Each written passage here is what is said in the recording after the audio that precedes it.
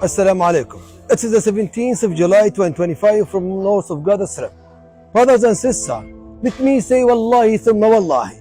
And I'm not exaggerating when I say that the people of Gaza are living in a real hell. Up to the morning, people are carrying their bowls over hastily searching for meat to feed their kids who are crying all the time because of hunger.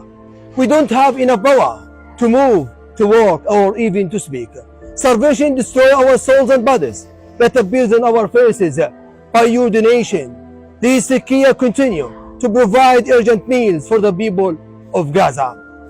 Today, we are preparing for about 500 meals, which of course will be distributed to the homeless people who are living in catastrophic situation. Al Khidmati Foundation, Pakistan, we really appreciate your help and we send our sincere thanks for your contribution. جزاكم الله عنا خير الجزاء. شكرا لخدمة باكستان.